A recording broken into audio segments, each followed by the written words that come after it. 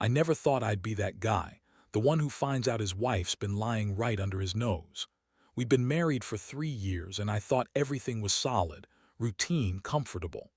I'd come home after work, she'd be in the kitchen or curled up on the couch. We had our routines, our inside jokes, plans for a house, maybe kids someday.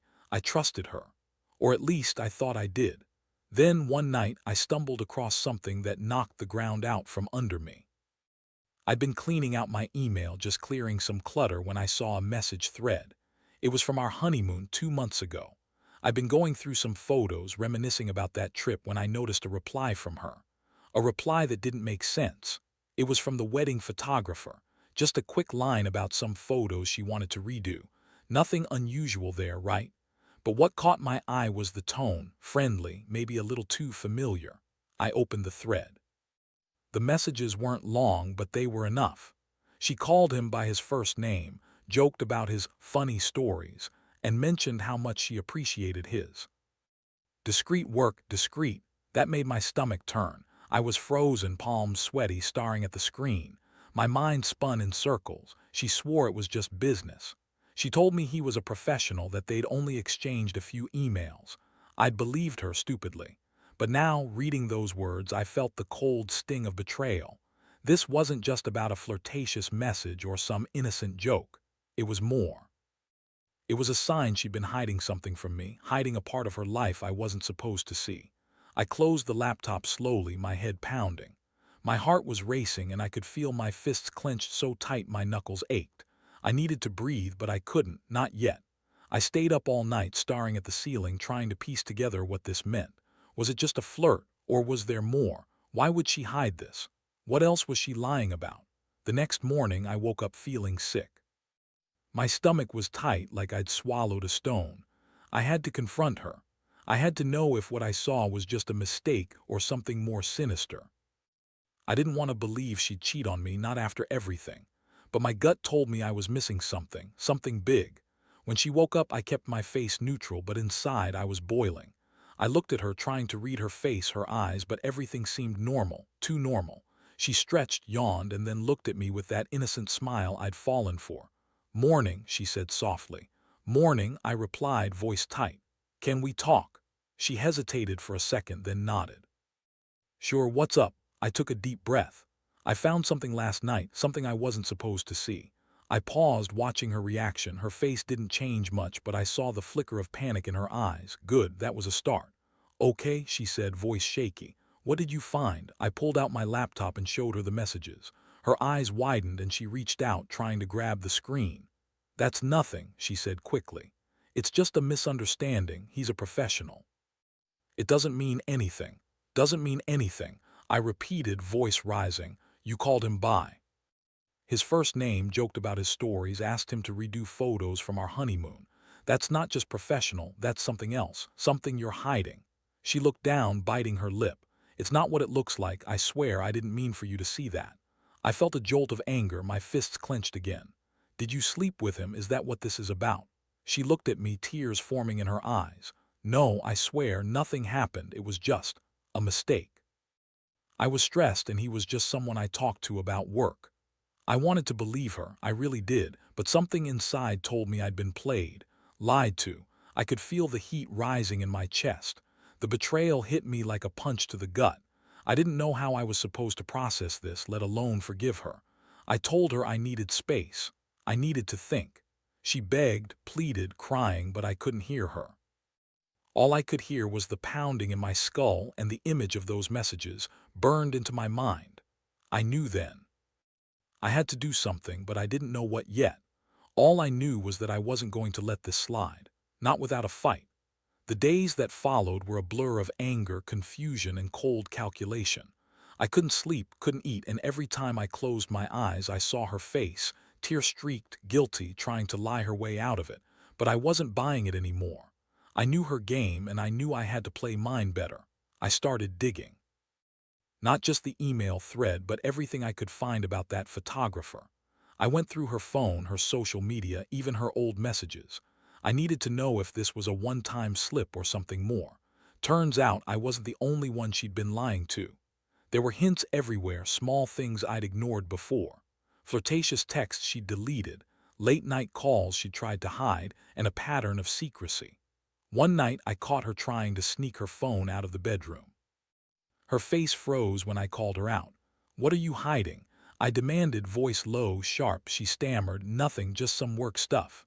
"Work stuff?" I snorted, crossing my arms. "You've been hiding this photographer, haven't you?" Her eyes flicked away. "It's not what you think." "Oh, I think you're lying to my face," I said, feeling the heat rise again. "I saw the messages, and I know you've been sneaking around behind my back." She looked like she was about to cry, but I wasn't interested in her tears anymore. I'd seen enough. I needed to know how deep this went, how much she'd lied, and if I could trust her at all. That's when I decided I'd had enough. I wasn't just going to confront her and let it go. No, I needed to make her pay, but in a way that hit where it hurt, without crossing the line into something criminal or destructive. I wanted her to feel the sting of betrayal, to understand what she'd done to me. I spent the next few days planning. I researched his name, looked into his other clients, and even tracked down his social profiles. I wanted to know if he was just a one-time fling or part of a pattern. Turns out, he was a professional photographer who did a lot of weddings. He had a reputation for discretion, but also for being a bit of a player himself. I got a hold of some of his work, and I noticed something strange. His studio was just a few miles from our house. I decided I'd visit, see his setup, and maybe even meet him face to face. I wanted to see what kind of person he was, what kind of person my wife had been chatting with. One evening, I drove to his studio. The place was small but neat, pictures of happy couples on the walls, some awards on a shelf. I knocked, and a tall, broad-shouldered guy opened the door. His face was familiar from the messages, friendly, confident. "Can I help you?" he asked, eyeing me up. "Yeah," I said, voice steady but cold. "I'm here to ask some questions about my wife's photos. I want to know what kind of work you do." He looked me over, then shrugged. "I shoot weddings, portraits, that kind of thing." "Why?" I took a step closer. "Because I want to know what kind of person she's been talking to, and I want to see if you're the kind of guy who knows how to keep secrets." He laughed, a little uncomfortable. "Look, I don't know what you're assuming, but I do my job, that's all." "Yeah," I said, voice tight. "Well, I've seen the messages. I know you've been more than just professional with her, and I want to know if you're planning to keep this quiet or if you're going to be honest with me." He hesitated, then looked away. "I don't want any trouble, I just do my work." "Is that so?" I stepped even closer. "Because I'm about to make sure you remember that honesty is the only way out of this." He finally sighed, realizing I wasn't bluffing. "Look, I didn't mean for it to go this far. We just talked a lot. She's pretty, and I guess I got carried away, but nothing ever happened, I swear." I could feel my jaw tight. "You better be telling the truth, because if I find out you lied, I'll make sure everyone knows what kind of man you really are." He nodded nervously. "I swear nothing happened." I didn't think she'd be so into it. I left the studio that night with a clear picture. He was a liar just like her, and I knew I had enough to make her regret what she'd done. I didn't want to ruin her life yet. I just wanted her to understand that I wasn't going to be played for a fool. Back home, I sat on the edge of the bed, feeling the weight of everything. I had the evidence, the plan, the truth.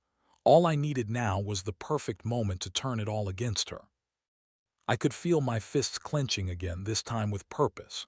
She lied, she'd cheated, and now I was going to make sure she paid. But I still didn't know how exactly I'd do it. Not yet. The following days were a slow-burning storm inside me. I kept everything locked tight, but the plan was taking shape. I had the evidence, those messages, the visit to the photographer's studio, and now I needed to turn that into something she couldn't deny. I wasn't just going to confront her with accusations. I wanted her to see what I had, to understand that I knew everything and that I was ready to end this. I started by digging into her phone again. I found more deleted messages, some that hinted at secret plans, late-night calls she thought I'd never discover. I also found receipts from a hotel she booked for a work trip that she'd never told me about. That was the final piece. She'd been sneaking around, not just with the photographer, but with something else too. One night I sat her down. She looked exhausted, eyes red-rimmed from crying. I didn't hold back. I threw the evidence on the table, screenshots, receipts, photos, her face drained of color. "So this is what you've been hiding," I said, voice cold. "Tell me what exactly is going on." She looked at the evidence, trembling. "It's not what it looks like," she whispered. "I was stressed and I made a mistake. I swear I didn't sleep with him. It's just stupid emails and I was planning to tell you everything." "You expect me to believe that?" I snapped. "You've been lying to my face for months. You booked a hotel behind my back and you've been talking to him like he's your best friend. I've seen the messages." Her voice broke. "It's complicated. I didn't mean for it to go this far. I was lonely, okay? I didn't want to hurt you." That was the moment I realized I had to act fast. I couldn't let her spin this anymore, not when I had enough to make her regret every lie. I decided I'd give her one chance to come clean, but if she didn't, I'd make damn sure she paid in a way she'd never forget. "Look," I said, voice low but firm, "I'm done with your lies. You want to keep pretending everything's okay, that's fine, but I've got a plan, a way to make sure you understand what betrayal really looks like." Her eyes widened. "What are you talking about?"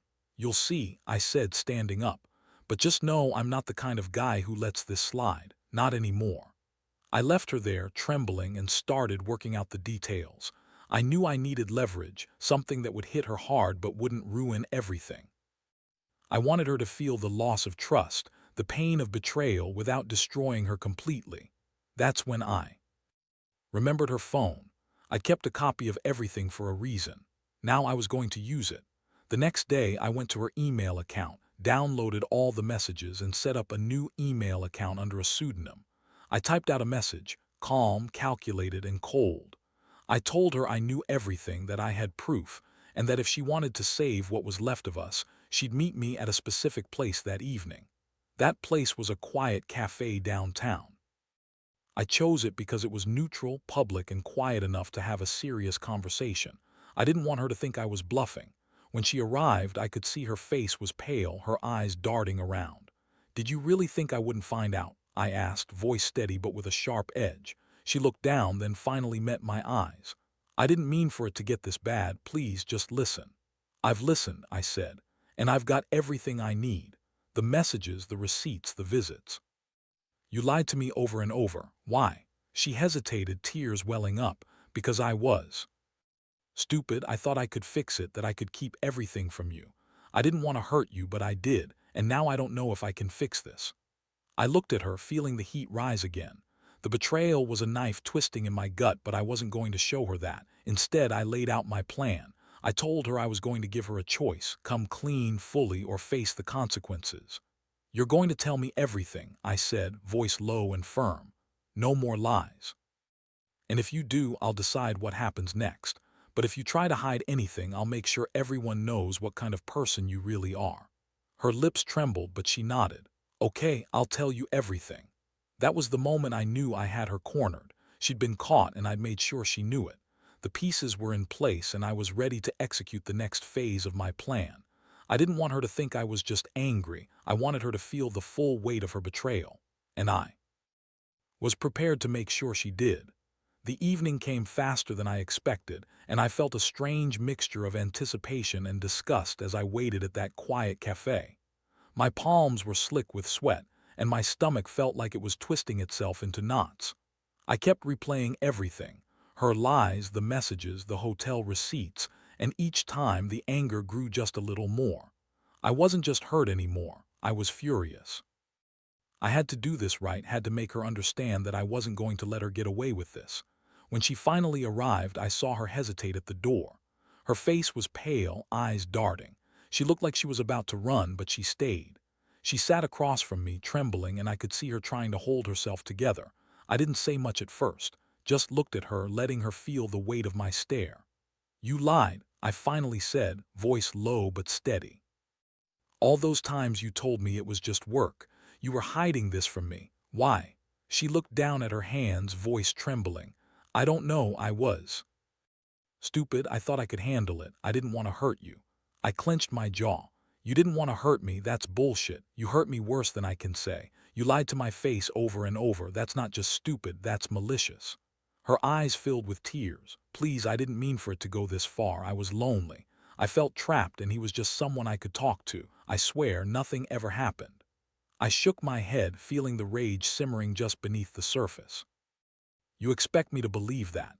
After everything I found out? after seeing those messages, after checking the receipts. She looked like she was about to break, tears streaming down her face. I'm sorry, I really am. I don't want to lose everything. I love you, I swear. I took a deep breath, controlling my voice. Love, that's funny because real love doesn't involve secret hotel stays, hidden texts, and lying to someone's face. You thought you could get away with this because you're good at hiding it. Well, I've had enough. I reached into my pocket, pulling out a small flash drive I'd prepared earlier. I've got everything, every message, every photo, every little secret, and I'm going to make sure everyone knows what kind of person you really are. Her eyes widened in panic. You wouldn't do that, please. I already did, I cut her off. You want to keep pretending everything's fine, fine, but I'm done pretending. You've got a choice. Tell me everything now, or I'll show the world what I found. And believe me, nobody's going to look at you the same way again. She looked desperate now, tears falling freely. I'll tell you everything, she whispered. Just don't do that, don't ruin everything. I nodded slowly, feeling the cold satisfaction of knowing I had her cornered. Good, because once I walk out of here, I'm done. No more lies, no more secrets, and if you think you can come back after this, think again. She looked at me, eyes pleading, voice barely audible. Please, I love you. But love doesn't survive betrayal like this. Not for me, not anymore. I stood up, took her hand briefly, then pulled away. I hope you mean it when you say you'll tell me everything, I said, voice hard, because I want the full truth, nothing less. I turned and walked away, leaving her sitting there, broken and crying. My mind was racing. I'd done what I could to make her face what she'd done. Now I just had to wait for her to come clean. But I knew one thing for sure, I wasn't coming back to this mess. Not ever. That chapter of my life was closing. And as I stepped into the cool night air, I felt a strange sense of relief mixed with something darker. I'd started the process of reclaiming my life. The wheels were in motion and there was no going back now. The days after that night were the hardest I've ever gone through. I told her I'd give her a chance to come clean, but honestly, I wasn't expecting much. Still, I kept the evidence close on that flash drive, hidden somewhere safe. I wasn't going to let her spin this into some misunderstanding. I wanted her to understand that she had crossed a line, one she'd never be able to uncross. She stayed quiet for a few days, avoiding me at every turn. I could see the guilt weighing her down like a lead weight pressing on her chest. She'd try to talk, but every word sounded hollow, rehearsed. I didn't want her to manipulate me anymore, so I kept my distance, watching her carefully. Then one afternoon she finally broke. She sat me down in the living room, her hands trembling. Her voice was barely above a whisper. I need to tell you everything, she said, tears streaming down her face. I've been lying because I was scared. Scared of losing everything. I didn't mean for it to go this far. I just wanted someone to talk to, someone who understood. I swear nothing ever happened, at least not physically. I looked at her, feeling the cold rage bubble up again. That's what you're going to tell me, that you only talked? She nodded quickly. Yes, I swear, I was stupid, I was weak, but I never let it go beyond words. I didn't want to hurt you, I love you. I clenched my fists, feeling my jaw tighten. This wasn't what I wanted to hear. I wanted the truth, all of it, no matter how ugly. I wanted her to admit everything, to see her for what she was. You expect me to believe that? I asked, voice sharp. You've been sneaking around behind my back, booking hotels, texting him. What about the photos, the secret meetings? How does that fit into only talking? She looked away, tears streaming freely now. I was stupid. I thought I could handle it. I didn't want to lose my family. I was lonely and I made a mistake. That's all. That was the moment I realized I'd been wasting time. All her words were just excuses. She'd been lying, hiding, betraying me, and now she wanted to pretend it was just a mistake. I couldn't do this anymore. I needed to take control. I told her I'd had enough, that I was done listening to her lies. I explained that I had the evidence, that her secrets were no longer safe, and that I was going to do something about it. I've been planning this, I said, voice cold. You think you're the only one who's been sneaking around. You're wrong. I've got a plan, and I'm going to make sure you understand exactly what you've done. Her eyes widened in panic. What are you going to do? I pulled out the flash drive and held it up. This contains everything, every message, every lie you told me, and I'm going to make it public, not just to your friends or family, but online. Everyone will know what kind of person you really are. Her face went pale. "Please don't do that. I'll do anything, just don't ruin me." I shook my head slowly. "It's too late for that. You should have thought about the consequences before betraying me." I saw tears welling up again, but I wasn't moved. I'd given her enough chances. Now it was time to finalize everything. "Here, what's going to happen," I continued. "Tonight I'm going to leave and you're going to pack your things. You're not staying here anymore. I want the keys to the house and I want you out. I'll give you a few hours to get your stuff and then I'll change the locks." She looked devastated. "Please, don't do this. I love you, but love doesn't survive betrayal like this. Not for me, not anymore. I'd lost trust, and once trust is gone, everything else crumbles." I told her I'd send her the address of a safe place, maybe a friend's house, where she could stay while she figured out her next move. I turned away, feeling the weight lift slightly as I made my decision. As I left her there crying, I felt a strange sense of clarity. I'd done what I had to do. No more lies, no more secrets. I was taking back control of my life. And I knew that from this point on, everything would change. I had the keys in my hand now, and I was ready to walk away. The betrayal had cut deep, but I was done being the victim. It was time to start healing, even if it meant burning everything to the ground first. The house was dead silent after she left. I stood there for a long moment, staring at the empty doorway, feeling a strange mixture of relief and emptiness. That chapter of my life was finally closed. I'd handed her the keys, told her to go, and walked away from the wreckage of what I thought was my marriage. I could feel my hands trembling, not from anger anymore, but from the weight of everything I'd just done. I sat down on the couch and the silence pressed in around me. For the first time in days, I could breathe without that gnawing knot in my stomach. The evidence was safe, the truth was out, and I'd done what I needed to do to reclaim what was left of my dignity. I remembered the moment I handed her the keys, her tear-streaked face, her desperate eyes, and I felt nothing but a cold resolve. I wasn't going to be the fool anymore. I thought about the betrayal, the lies, the secret meetings, the hotel stays, and I realized how deeply I'd been hurt, but also how much lighter I felt now that I'd finally taken control. I'd been a fool to trust her, but I was no fool anymore. I had the power, and I knew I'd never let anyone do that to me again. The days that followed were a mix of reflection and rebuilding. I cut ties with her completely, blocked her number, deleted all her messages, and made a vow to myself that I'd never let this happen again. I didn't want to be bitter or vengeful, but I knew I had to learn to trust myself again. That meant no more secrets, no more lies, and definitely no more letting someone else decide my worth. Sometimes I'd catch myself thinking about what I should have done differently, but then I'd remind myself that I'd done what was necessary. I'd face the truth, no matter how ugly. That's what matters. Moving forward, I was going to rebuild my life on honesty and respect, starting with myself. Looking back, I realized that betrayal is one of the hardest things a person can go through. It shatters your sense of security and makes you question everything. But it also teaches you something vital, that you have to stand up for yourself, even when it's uncomfortable. Because if you don't, someone else will take that power away. To anyone reading this, I want you to know that betrayal doesn't have to define you. It hurts, no doubt, but it also gives you a chance to see what you're really made of. Trust is fragile, and once broken, it's almost impossible to mend the same way. But you can rebuild stronger, smarter, more aware.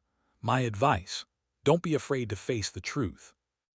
No matter how ugly it gets, don't let someone's lies keep you trapped. And most importantly, remember that your worth isn't tied to someone who doesn't see it. When the dust settles, you'll realize that you're stronger than you ever thought. You just have to be brave enough to walk away from what's hurting you and never look back. I handed over the keys that day, and I closed that chapter of my life forever. Now I'm focused on healing, on trusting myself again, and on building a future where honesty isn't just a word but a foundation. That's the real revenge, knowing I took back control and refused to be a victim anymore.